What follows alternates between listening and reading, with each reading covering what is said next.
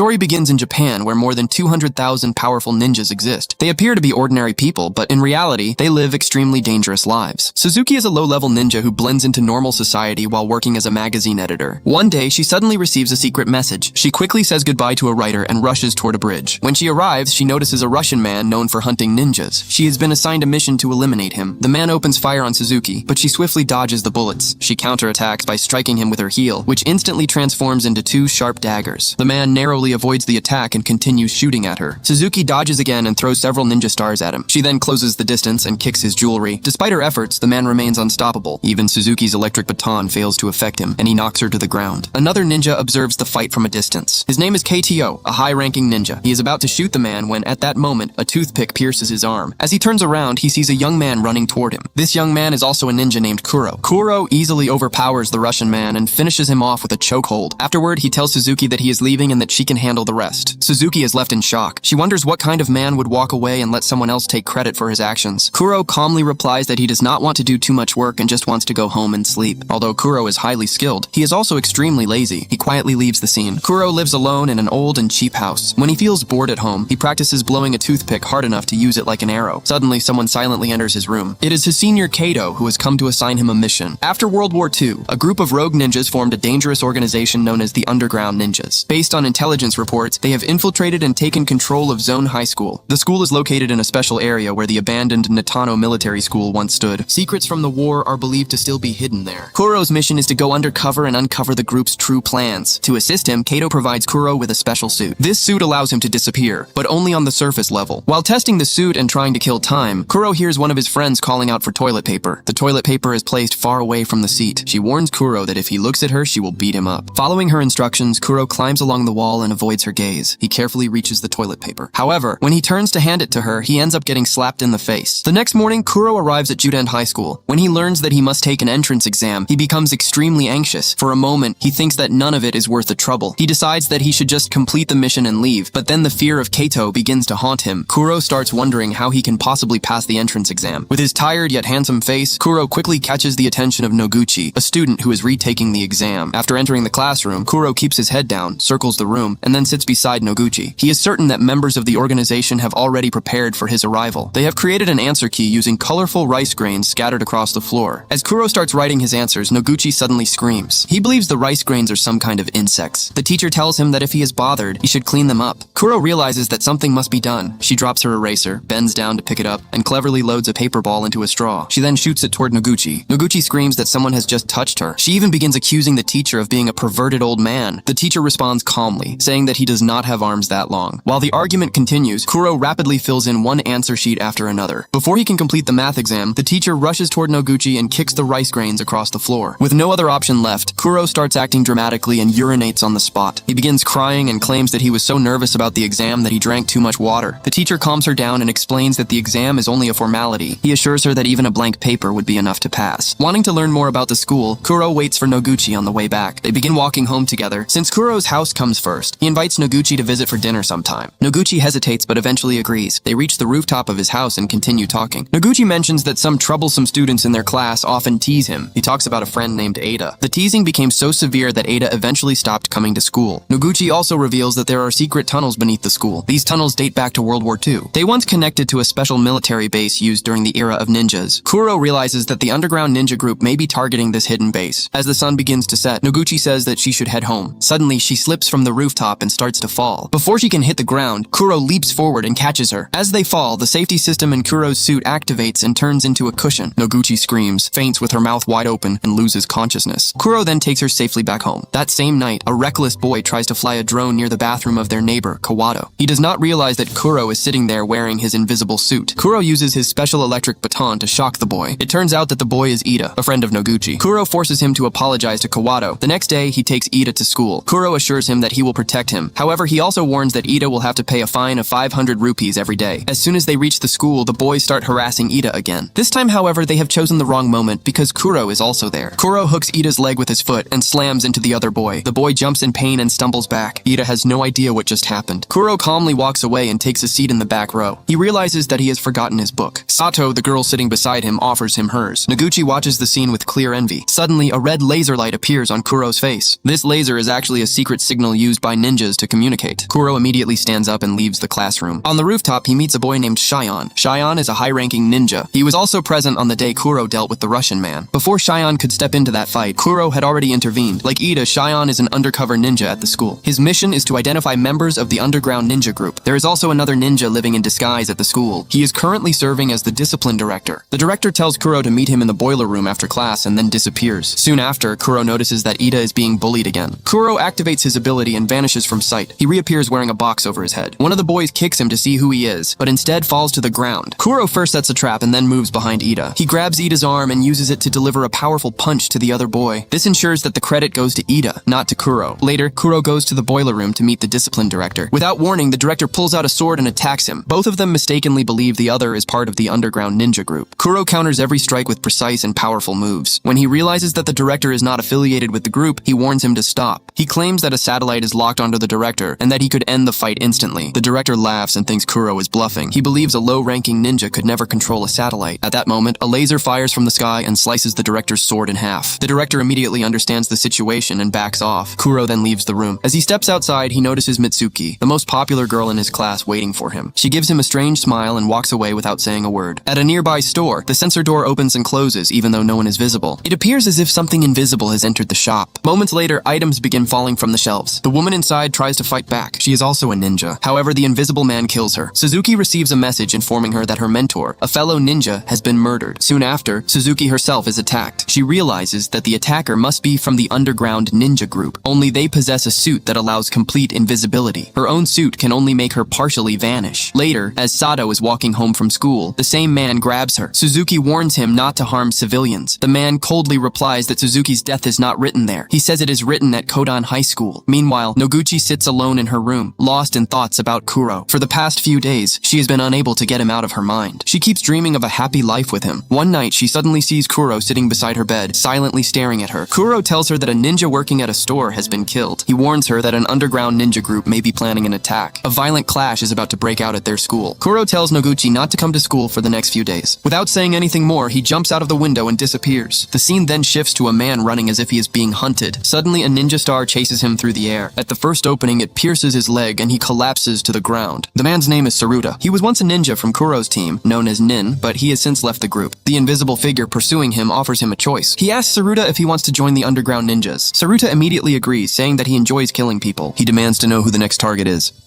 It is then revealed that the invisible ninja responsible for killing other ninjas is Saruta himself. The next morning, as a student heads to school, Saruta decapitates him with a single strike. He takes the body with him and disappears. Despite Kuro's warning, Noguchi goes to school to look for him. At the entrance, the school director notices her. Noguchi desperately explains everything Kuro told her about the school being destroyed. The director realizes that a battle is about to erupt. He hands Noguchi a ring and asks her to give it to Kuro. He urges her to find him, saying that the matter is extremely important. Shortly after, Saruta arrives inside a classroom with the student's body. Still unseen, the headless corpse suddenly drops in front of everyone. The classroom erupts into chaos. Saruta begins killing students one by one. Some manage to escape, but Saruta continues chasing them. Soon, Suzuki and Shion receive news that an underground ninja is attacking the school. Suzuki arrives and witnesses the massacre with her own eyes. She draws her wand and prepares to fight. The assassin removes his invisibility suit and takes off his mask. Suzuki recognizes him. Saruta coldly asks if she remembers him. He reminds her that when they studied at the school, he loved her deeply. He accuses her of mocking his feelings and running away. Consumed by anger and hatred, Saruta shows no mercy. The two clash in a brutal fight. Suzuki gains the upper hand and moves close to victory. However, she fails to realize that Saruta's suit can absorb lightning attacks. Because of this, her wand has no effect on him. Just as Suzuki is about to be defeated, a man crashes through the glass. It is the same high-ranking ninja. Saruta immediately understands the situation. Facing him, Saruta knows he stands almost no chance. That is why he puts on his mask and quietly disappears. However, Kaido has no trouble dealing with this. He slashes his own arm at lightning speed and throws his blood towards Saruta. The blood stains Saruta's suit and reveals his invisible body. Kaito immediately attacks Saruta with his sword. Saruta's advanced suit suddenly inflates like a balloon and blocks the strike. Taking advantage of the moment, Saruta manages to escape. Meanwhile, Noguchi continues searching for Kuro. She suddenly runs into a panicked Ida. Ida tells her that he, Kuro, and another boy went into the tunnel area. There is a rumor that a hidden passage leads to an underground bunker. Ida explains that he and the other boy were too afraid to go inside. Now he is worried that Kuro may be in danger. At the same time, Kuro encounters a girl inside the tunnels. She is Mitsuki, the one who planned everything from the beginning. Mitsuki is far more powerful than Kuro ever imagined. imagined. Kuro throws a bomb at her in an attempt to stop her. Moments later, she is seen hanging from the wall by a single finger. Kuro then throws 2 high-voltage cables at her. She catches them with her bare hands as if electricity has no effect on her. Elsewhere in the school, Saruta continues wandering through the corridors. Suddenly, Shion appears in front of him. Shion draws his sword and begins confronting Saruta with incredible speed and skill. He cleverly scatters broken glass across the floor. This allows him to track Saruta's movements by sound. Even his teddy bear helps pinpoint Saruta's exact location. Shion manages to pin Saruta against a wall. Saruta would have been killed by a satellite strike within seconds. However, he escapes at the very last moment. Shion chases Saruta and catches up with him on the rooftop. He delivers a powerful sword strike, but only Saruta's empty suit remains behind. Saruta suddenly attacks Shion from behind. Shion tries to evade the surprise assault, but his sword snaps in half. Although Shion is the more skilled fighter, the underground ninjas possess superior weapons. During the struggle, Shion suffers a critical wound to his shoulder. Wounded and terrified, he can only defend himself with half of his broken sword. He is on the verge of defeat. At that moment, Kaido arrives and turns the situation around. He drives his sword straight through Saruta's body. Saruta's rampage finally comes to an end. Kaido saves Shion's life. Deep inside the tunnels, Kuro is losing his fight. He realizes that defeating Mitsuki is nearly impossible due to her overwhelming power. Still, Kuro wants to understand her true motive. He asks why she is doing all of this. Mitsuki finally reveals the truth. She deliberately spread false information to lure all the ninjas to the school. This allowed them to activate the laser satellite and locate its position. By hacking the data, they managed to pinpoint the satellite. Now one of their allies has already reached it. One of their special suits is even capable of functioning in space. As Mitsuki launches another deadly attack, Kuro struggles to defend himself. He barely withstands her immense strength. In reality, he is only buying time. He is waiting for his friends to arrive and save him. Just then, Noguchi arrives with Ida. Noguchi gives Kuro the ring that the discipline director told her to deliver. Kuro activates the ring and extends its antenna. At that moment, a drone arrives carrying a sword. Kuro grabs the sword, kicks Mitsuki into a cloud of dust, and looks for an opening. Soon, the two face each other in a fierce confrontation. Kuro quickly realizes that attacking Mitsuki head-on is a mistake. He understands that he must dodge and strike suddenly. His vanishing suit proves useless because it only hides his upper body. Even after activating it, Mitsuki can still see him clearly. Kuro keeps questioning how long he can survive fighting like this. Each attempt ends with him being overpowered. In the end, he accepts that he cannot win through normal means. Kuro realizes there is only one way to defeat Mitsuki. He launches a direct assault using a powerful technique. Putting his own life at risk, he charges forward without hesitation. Kuro's sword pierces straight through Mitsuki. At the same time, Mitsuki's blade strikes Kuro. Kuro forces Mitsuki back and she pulls the sword out. Mitsuki collapses to the ground. Kuro has reached his physical limit. Badly injured, he stumbles and falls. Noguchi rushes to him, lifts him up, and helps him escape. Meanwhile, a member of the underground ninja group infiltrates the satellite. He uploads a virus into the system and takes control of the laser network. With a single turn of the dial, the power is raised to maximum. The laser locks onto the school as its target. After expanding its output, the laser completely destroys the school. The massive explosion sends violent tremors through the underground bunker. The bunker begins to collapse, and the exit is far away. Noguchi and Kuro try to escape, but Kuro is critically injured. Fearing that he will not survive, Kuro removes his vanishing suit. He places it over Noguchi to protect her. Debris begins crashing down all around them. After some time, Noguchi emerges alone. She realizes that the special suit saved her life. Kuro sacrificed himself to save her and protect the world. However, at the end of the film, a final twist is revealed. Kuro's twin brother, Juro, appears for unknown reasons. He comes to meet Noguchi